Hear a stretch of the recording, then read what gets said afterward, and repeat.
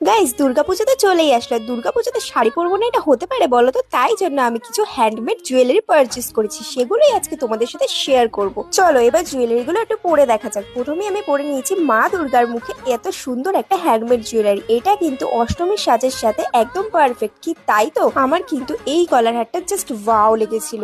এটা দেখো কি দারুণ, তাই না? আর এই জুয়েলারি গুলো কিন্তু ভীষণই লাইট ওয়েট হয়। যারা লাইট ওয়েট জুয়েলারি পরতে পছন্দ করো তাদের জন্য এগুলো কিন্তু একদম পারফেক্ট আছে গাইস। জানি জানি তোমাদেরও জানতে ইচ্ছা করছে না যে এগুলো আমি কোথা থেকে পারচেস করেছি। এগুলো আমি কিনেছি ইনস্টাগ্রাম অ্যাকাউন্ট ফারিন ক্রিয়েশন সাজঘর থেকে। আর ফারিন কিন্তু শুধু জুয়েলারি বানায় না গাইস, তোমরা যদি ফারিনের কাছে কেউ এরকম হ্যান্ডমেড জুয়েলারি বানানো শিখতে চাও তাহলে কিন্তু ওর সাথে কন্ট্যাক্ট করতে পারো। আমি কিন্তু স্ক্রিনে নাম্বার দিয়ে দিলাম, ওর সাথে কন্ট্যাক্ট করে নিও। তাহলে কি করছো বন্ধুরা, দুর্গাপুজো তো চলেই আসলো। তোমরাও যদি নিজেকে এত সুন্দর করে সাজিয়ে তুলতে চাও আর এরকম হ্যান্ডমেড জুয়েলারি পরতে চাও তাহলে যাও এখনই ফারিন ক্রিয়েশন সাজঘরকে ডিএম করো। চলো আজকের মতো টাটা।